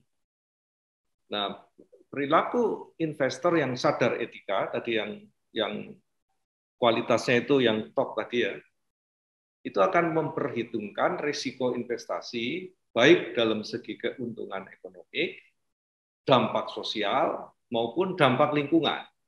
Contohnya, kalau investasi itu berupa properti, ya jangan asal membeli rumah atau bangunan, tapi juga memastikan bahwa pengembang tidak menggusur kawasan permukiman tradisional secara main kuasa. Artinya tidak ada orang-orang yang disengsarakan ketika kita membeli rumah lalu kita tinggal di sana, rumah itu mungkin nyaman, bagus, tapi kalau rumah itu dibangun dengan menggusur orang-orang yang tadinya tinggal di sana dan sekarang orang itu jadi gelandangan gitu ya, apa ya kita bisa tidur nyenyak gitu ya. Lalu juga memiliki desain tata ruang yang sadar lingkungan. Ini juga hal yang sangat penting sekarang. Kemarin katanya Inggris itu sampai 40 derajat. Itu sesuatu yang sangat mengejutkan ya, belum pernah terjadi. Inggris itu biasanya nggak terlalu panas dan nggak terlalu dingin. Ini kemarin temperaturnya sampai 40 derajat. Mengapa? Ya, lingkungan kita sudah rusak. Dan Jakarta katanya juga akan tenggelam ya. Hati-hati yang tinggal di Jakarta. Jadi ini salah satu contoh aja investasi kalau berupa properti. Kemudian kalau investasi berupa saham misalnya, yang mesti dipilih portofolio yang berdasarkan kelayakan ekonomi, hukum, dan etika. Memperhitungkan faktor-faktor sekarang disebut ESG itu environmental, social, dan governance. Ya.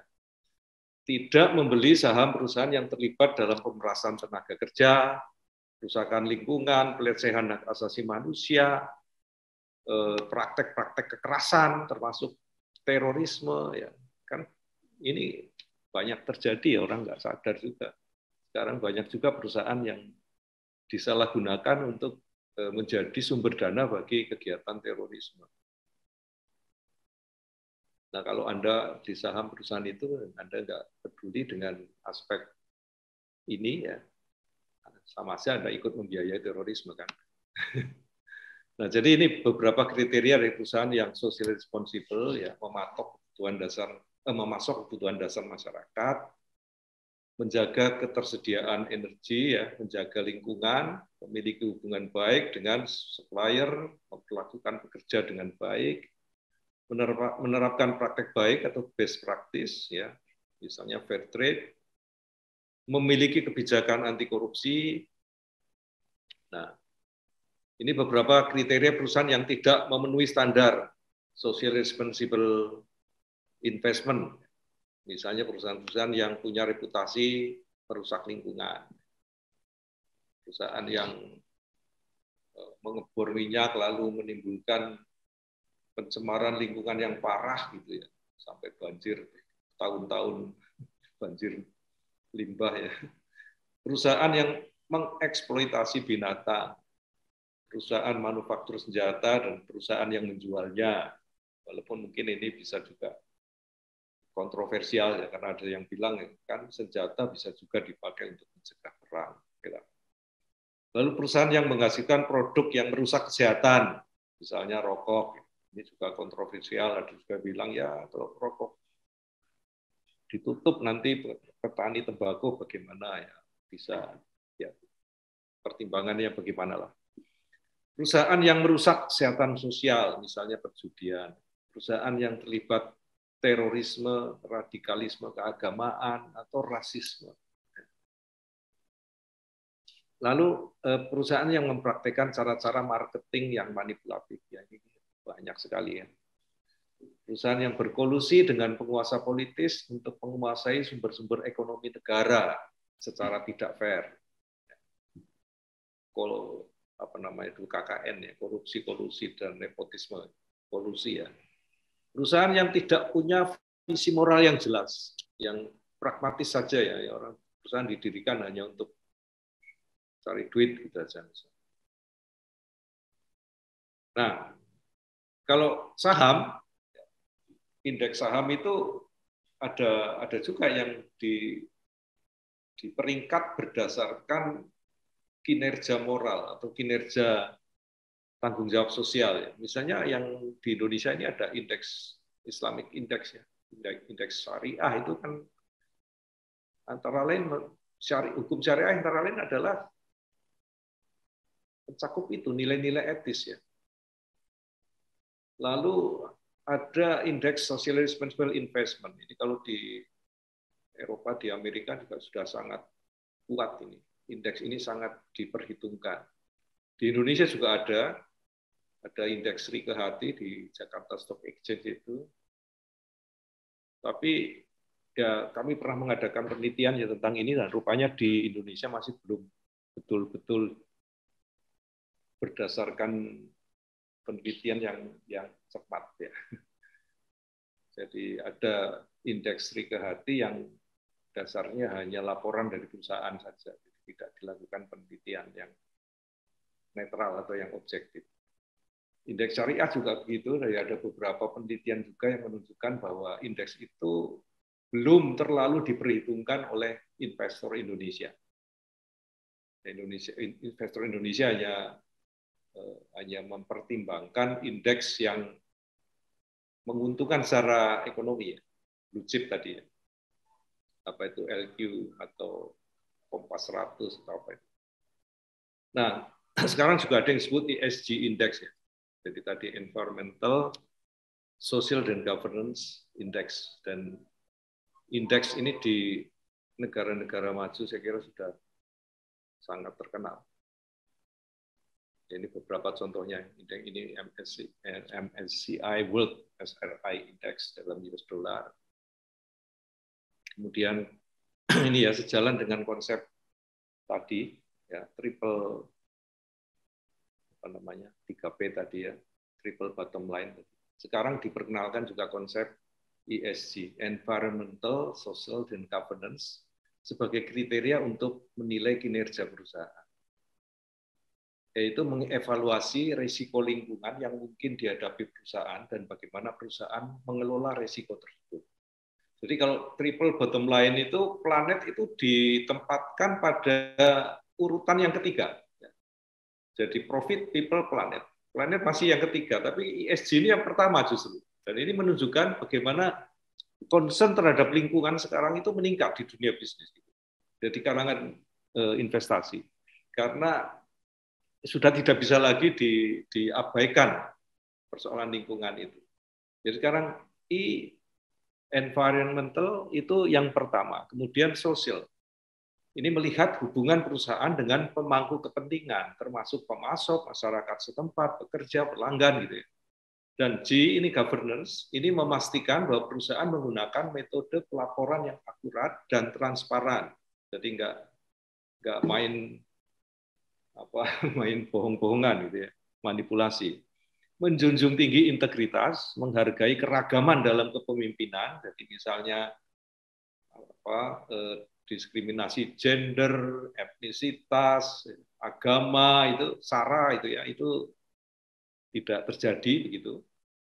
Lalu juga bertanggung jawab kepada pemegang saham. Jadi ini best practice dari pimpinan perusahaan, dari pengelolaan perusahaan, internal perusahaan maupun hubungan keluar, tapi juga aspek yang lain ya, lingkungan dan juga aspek manusia. Nah, pertanyaannya kalau mau investasi aja harus mikirin yang macam-macam gitu, apa nggak rugi nanti ya? Kalau misalnya milih saham, mau beli saham nggak cukup yang blue chip, tapi harus perusahaan yang punya reputasi, tanggung jawab sosial, tanggung jawab lingkungan, apa enggak nanti malah rugi. Nah ini kalau prediksinya JP Morgan ya 2022 berdasarkan kinerja tahun-tahun sebelumnya, itu permintaan investor untuk pendanaan investasi yang berkelanjutan yang memasukkan faktor lingkungan, sosial, dan tata kelola itu diperkirakan akan tumbuh tajam sekali. Ya, jadi akan tumbuh tajam sekali lagi tahun ini. Tahun lalu sudah tumbuh sangat tajam. Dan tahun ini diperkirakan akan tumbuh juga meskipun keadaan ekonomi dunia sedang tidak menggembirakan, tapi diperkirakan akan naik lagi. Maaf Prof, Kemudian, waktu tinggal 5 menit ya. Terima kasih Prof. Begitu ya. Oh cepat sekali ya. Kalau gitu saya ini aja. Saya akan masuk ke yang terakhir saja ya. Begini. Jadi kita ambil kitab ya. Tadi saya akan ajak saudara untuk membaca Kejadian 13 ayat 1 sampai 18. Nanti dibaca sendiri saja di rumah, tapi ini cerita tentang Abram dan Lot. Abraham itu berinvestasi di tanah Kanaan. Lot berinvestasi di lembah Yordan. Nah, menurut cerita kitab Kejadian ini, perilaku investasi Abram itu menunjukkan kematangannya mengembangkan modal ekonomi bersama dengan modal sosial. Jadi pada waktu itu Abram mengatakan, mulanya mereka kan sama-sama itu, Abram dan Lot. Jadi satu. Lalu Abram bilang, ini kekayaan kita sudah terlalu besar kalau sama-sama. Tanahnya itu nggak cukup. Nah, anak buah kamu sama anak buah saya ini berantem terus. Nah, karena itu tadi lahannya terlalu sempit. Padahal peluang untuk mengembangkan investasi ini sangat besar. Nah, sekarang kita harus berpisah. Sekarang kamu pilih saja. Kamu yang ke sana, kalau kamu ke sana, aku ke sini. Kalau kamu di sini, aku ke sana. Nah, lalu Lot melihat, oh itu ada tanah di sana yang sangat subur, lalu Lot pindah ke sana. Ya. Nah, kemudian kita tahu yang terjadi ya di Lot itu, lalu kisah Sodom dan Gomora tadi. Nah, ini menunjukkan bagaimana dari segi investasi ya, perilaku investasi yang berbeda antara Abram dan Lot. Abram itu nggak hanya mikirin mengembangkan modal ekonomi, ya itu iya, tapi juga dia memikirkan hubungan yang damai dengan Lot, hubungan yang damai antara pekerjanya dan pekerja Lot. Jadi ini aspek sosial. Dan juga aspek modal spiritual juga dikembangkan ya pada ayat 14 dan 18 nanti, bagaimana Abram kemudian bukan hanya membuat mezbah untuk Tuhan, tapi juga berkomunikasi dengan Tuhan, ya. Mengucap syukur kepada Tuhan dan juga mengikuti petunjuk Tuhan bagaimana mengembangkan ekonomi selanjutnya. Dan ketika Lot mendapat masalah, ya, kemudian Abram menolong Lot. Ya. Lot tidak hanya dijadikan kompetitor, ya, tetap ditolong sebagai kerabat. Ya. Kegagalan Lot sebaliknya dapat dilihat sebagai risiko dari investasi yang mengabaikan aspek sosial dan spiritual. Ya, dalam cerita itu memang tidak ada cerita apa-apa tentang Lot kecuali bahwa dia mempertimbangkan tanah yang subur. Nah, tadi sudah disinggung oleh Pak Yahya juga cerita tentang talenta ya, Matius 25 ayat 14 sampai 30. Ini Yesus mengajarkan Injil dengan memakai gambaran dari dunia investasi. Artinya tidak secara a priori menilai negatif terhadap investasi. Investasi juga bukan sekedar soal untung rugi, tapi juga mengandung aspek relasi sosial dan kondisi mental investor atau manajer investasi. Itu hamba-hamba itu kan dijadikan semacam manajer investasi gitu. Tapi ada yang kondisi mentalnya nggak positif ya. Dia belum dia mikir ini yang punya duit tuan saya ini orang yang kejam gitu ya. Jadi ngapain saya ambil resiko, sudah saja saya kubur saja talentanya itu, dan itu menunjukkan bagaimana perilaku investasi yang bukan hanya tidak produktif dunia, tapi juga yang berpikir negatif ya, yang punya mental yang negatif, ya relasi sosial yang buruk juga. Jadi relasi yang buruk dengan pemangku kepentingan dan mentalitas negatif itu berisiko tinggi pada kegagalan investasi. Yaitu secara singkat apa yang bisa saya sampaikan, nanti lengkapnya bisa dibaca sendiri. Terima kasih Prof. Maaf ya, untuk waktu kita memang selalu terbatas. Namun kiranya kesempatan bagi kita untuk bertanya jawab, itu juga kita coba untuk atur sebaik mungkin. Saya undang Pak Yahya BCA untuk bergabung bersama kita dalam satu frame. Banyak sekali pertanyaan yang masuk dan kedua narasumber mendapatkan porsi yang kurang lebih sama. Baik, Pak Yahya sudah bergabung bersama kita. Pertama, pertanyaan untuk Pak Yahya BCA. Pak, ada pertanyaan dari Orlando. Apakah bisnis waralaba juga termasuk salah satu bentuk investasi? Pak Yahya, silakan. Ya, terima kasih Orlando, terima kasih Bu Lina. Jadi gini, waralaba itu semacam memegang licensing dari suatu perusahaan besar yang melakukan retail bisnis ya. Contoh yang sekarang ada misalnya di Alfamart, Indomart itu, mereka juga memberi kesempatan orang yang punya uang jadi menyediakan modal, membuat supermarket seperti itu, semua dikelola oleh si pemilik investor ya. Tetapi nanti dia harus bayar licensing dan juga harus ada bagi hasil. Nah, jadi memang ini bagian daripada bisnis dan investasi lah saya pikir ya, karena memang digunakan untuk bisnis, namun kalau dibilang dia adalah pasif investor. Kalau kita betul-betul mengembangkan bisnis sendiri, itu resikonya sepenuhnya kita tanggung. Kita harus merekrut orang, beli produk sendiri, capek sendiri lah istilah. Kalau waralaba relatif enggak, semua diaturin, cuman ya kita keluarkan uang dan ada bagi hasil, tapi bayar royalti ya. Jadi kira-kira begitu pengertian tentang waralaba. Terima kasih. Baik, makasih penjelasannya. Pertanyaannya bagus ya dan aplikatif. Dan kemudian kepada Prof. Yahya, pertanyaannya dari Riko, apakah dengan memilih perusahaan yang menerapkan CSR tadi Pak, keuntungan yang didapatkan akan tetap tinggi? Silakan Pak Prof. Ya, tidak bisa digeneralisasi ya soal itu ya. Yang pertama, CSR, ya saya harus katakan bahwa menurut saya sih di Indonesia ini CSR ini ada yang betul-betulan CSR, ada yang tidak. Karena di Indonesia itu diwajibkan ya. CSR itu seharusnya tidak diwajibkan. Harusnya ini bukan bidang, ini nggak seperti pajak gitu loh. Kalau pajak iya ya wajib. CSR ini mestinya goodwill dari perusahaan ya, tanggung jawab sosial yang di luar pajak ya. Tapi di Indonesia kan diwajibkan ya kalau nggak salah itu, dan itu membuat ada banyak tindakan kegiatan yang disebut CSR tapi sebetulnya marketing gitu. CSR mestinya bukan marketing. Nah itu yang pertama. Tapi yang kedua, tidak ada korelasi antara perusahaan yang punya CSR dengan kelayakan dari segi investasi ya. Ada yang CSR-nya bagus tapi juga sahamnya nggak bagus, ada juga sebaliknya. Jadi nggak ada korelasi yang menurut saya sih.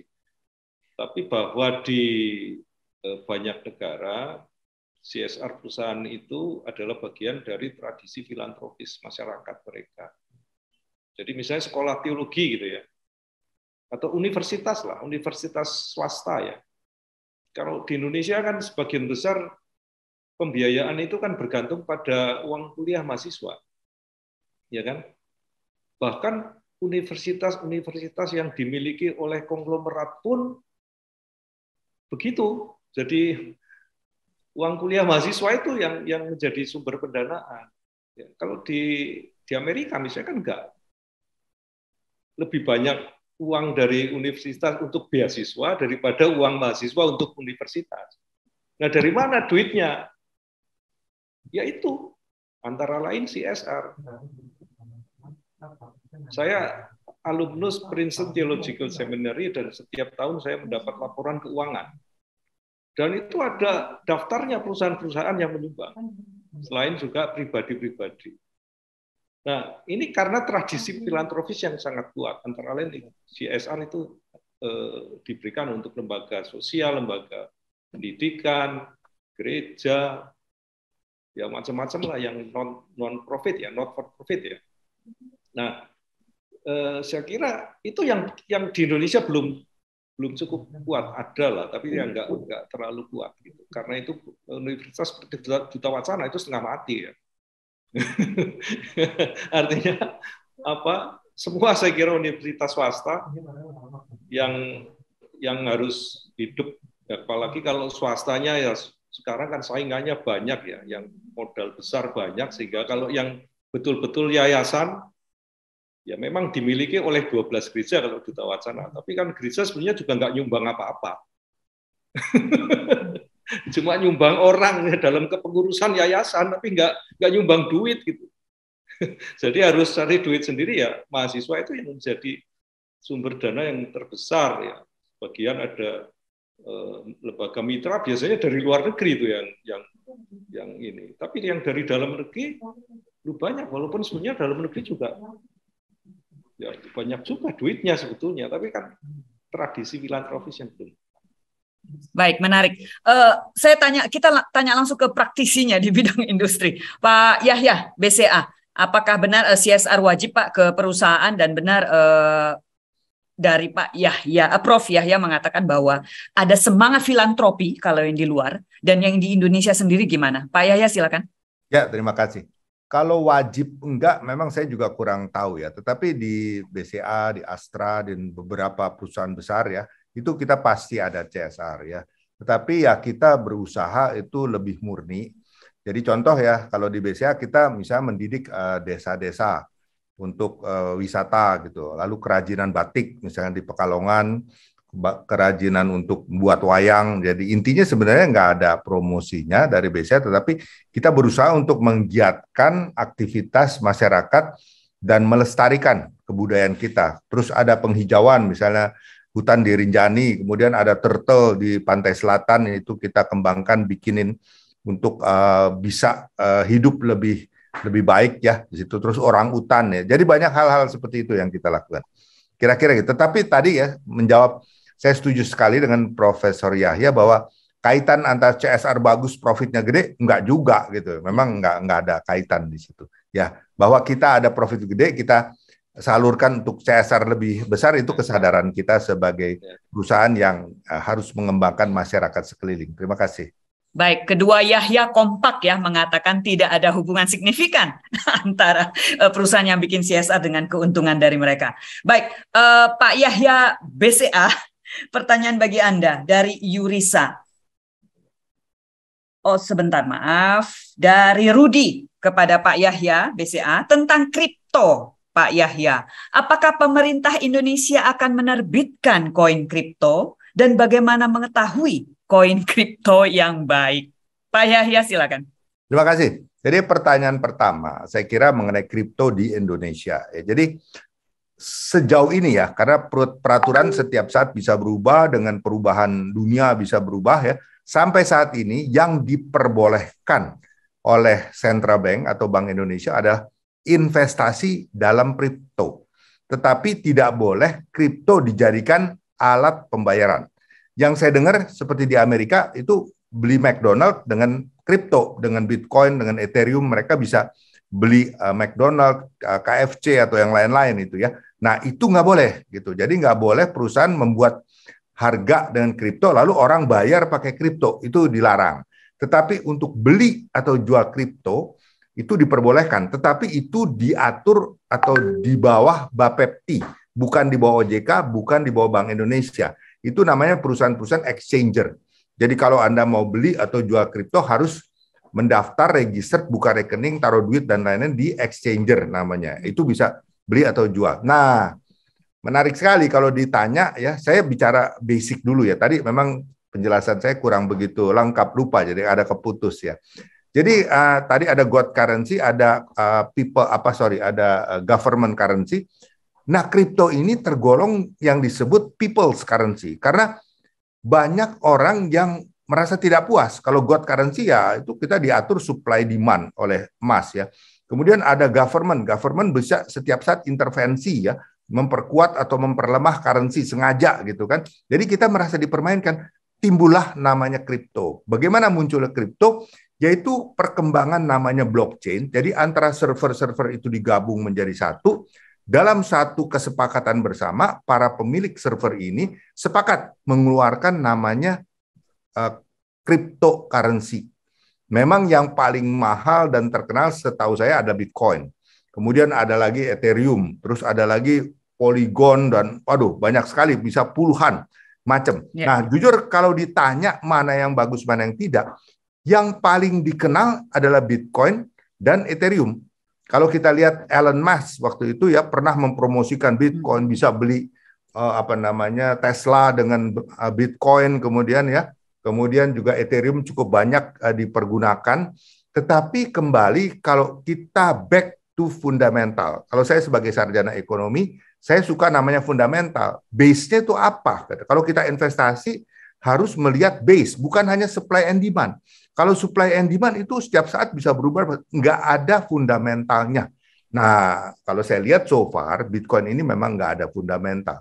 Betul-betul diciptakan oleh mereka, lalu berdasarkan kebutuhan ada supply dan demand, makanya harga bisa naik, bisa harga turun.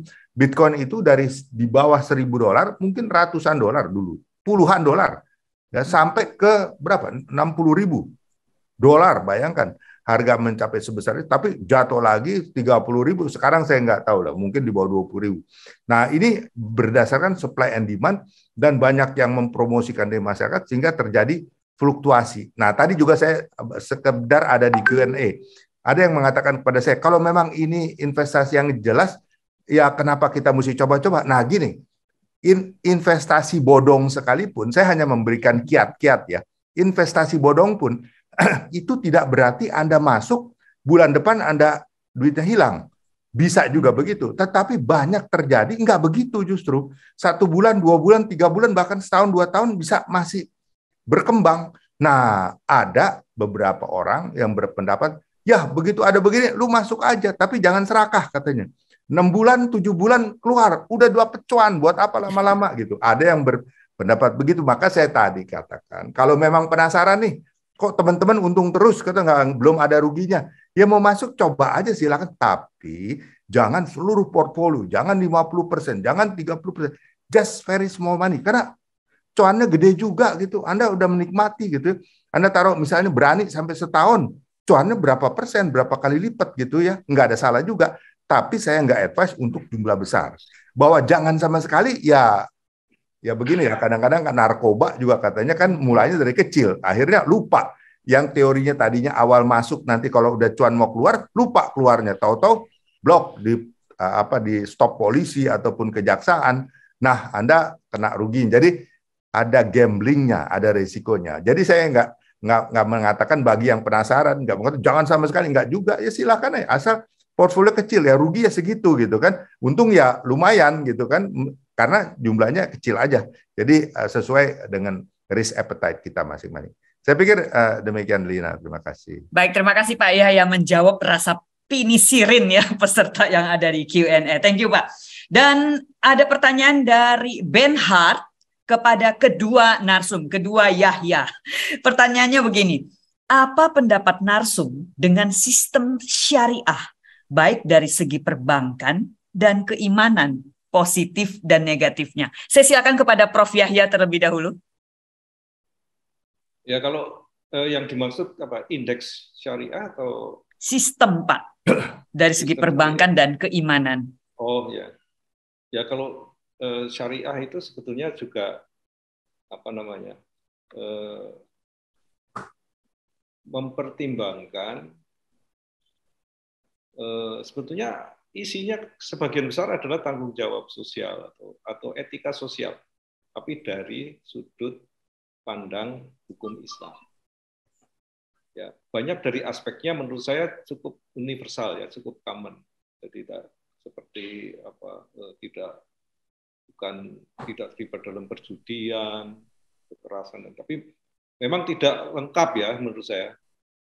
Artinya misalnya diskriminasi gender itu tidak masuk, tapi menurut saya ya daripada nggak ada sama sekali gitu. Jadi pertimbangan ekonomi syariah itu menurut saya paling sedikit ya lebih cukup banyak mempertimbangkan aspek etika sosial daripada yang tidak. Baik, menurut Prof. Yahya lebih dari juga indeks syariah juga gitu kan. Perusahaan-perusahaan yang dinilai memenuhi hukum syariah, dan hukum syariah yang dimaksud antara tadi itu. Baik. Hal yang sifatnya etika sosial. Baik, makasih Prof. Mari kita dengar pendapat Pak Yahya. Apa ini karena pasar ya? Karena kita mayoritas memang banyak Muslim di sini, lalu syariah memang laku. Silakan Pak Yahya. Jadi begini ya, kita lihat prinsipnya dulu. Jadi di agama Islam misalnya, itu dilarang untuk menikmati atau membayar bunga, riba. Ya, itu prinsip. Nah mungkin ya, saya nggak tahu juga, mungkin background-nya, kan selalu kita harus melihat background-nya, itu bagus sekali. Jadi waktu zaman dulu mungkin orang memberi pinjaman pada orang susah untuk hidup, untuk mendadak sakit, perlu biaya, dikasih pinjam lalu dia minta bunga. Nah ini kan prinsipnya tuh jadi tanda petik apa istilahnya tidak manusiawi lah. Wong orang buat hidup itu harus bayar bunga gitu kan. Intinya saya kira itu. Tetapi dalam pengertian modern itu termasuk juga orang yang dikasih pinjam uang untuk berusaha, bahwa bisa rugi, bisa untung. Nah ini perbedaan dalam pelaksanaan. Tetapi karena prinsip ya, namanya ayat kitab suci kan itu dipegang sebagai prinsip ya. Jadi memang prinsipnya adalah bagi hasil. Jadi tidak boleh yang disebut bunga. Jadi bunga itu tabu dalam prinsip syariah. Yang boleh bagi hasil. Nah, kalau kita teliti sekali, ya, namanya bagi hasil itu, bank mendapatkan dana dari masyarakat, lalu menempatkan untuk lending, untuk pinjaman, kan. Nah, tetapi nanti akan ada usaha di mana ada hasilnya. hasil itulah yang dibagi. Gitu. Tapi tentunya harus juga dipotong biaya-biaya perbankan dan lain-lain. Jadi prinsipnya sebenarnya ya mirip-mirip bunga, cuman kita nggak mengatakan ini suatu bunga, ya dikatakan bagi hasil. Jadi prinsipnya kalau nanti ternyata pengusahanya rugi atau non performing, nah itu harusnya yang taruh duit di situ rugi juga, bagi rugi. Tapi ya syukurlah sekarang belum ada. Jadi mau dikatakan banknya rugi ya enggak. Jadi ibarat bank syariahnya itu harus menanggung kerugian itu, tetapi hasil itu tetap dibagikan. Jadi ya enggak murni-murni bagi hasil juga ya. Karena kalau kita lihat dalam pelaksanaan mana ada pinjaman yang enggak pernah gagal. Pasti ada yang gagal. Tetapi kita juga lihat bahwa selama ini nasabah dari bank syariah juga selalu mendapatkan tanda petik bagi hasil gitu kan. Meskipun kenyataannya ada 1-2 nasabah yang rugi dan memang tidak ada hasilnya gitu ya. Nah, itu hanya perbedaan prinsip.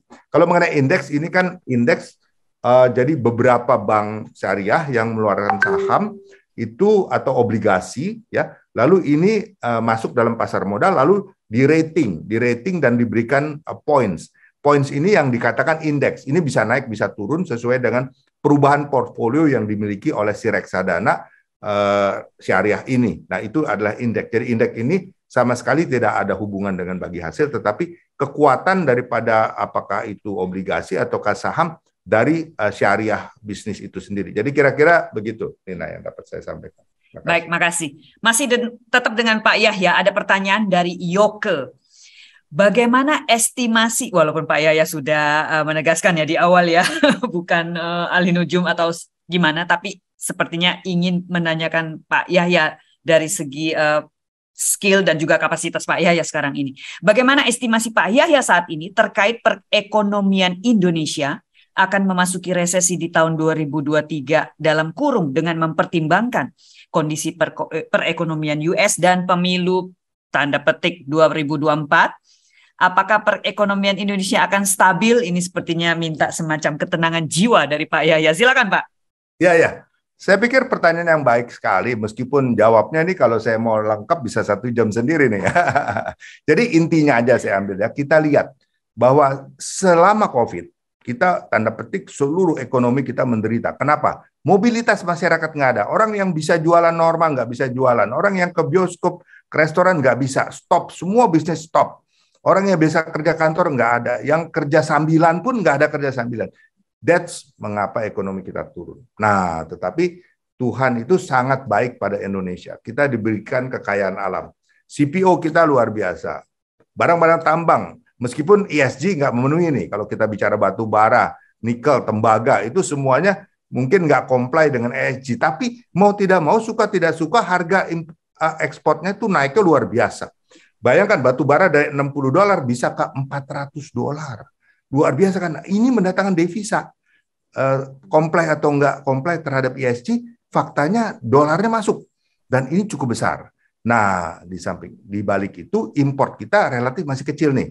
Belum terlalu berkembang, tetapi akan berkembang.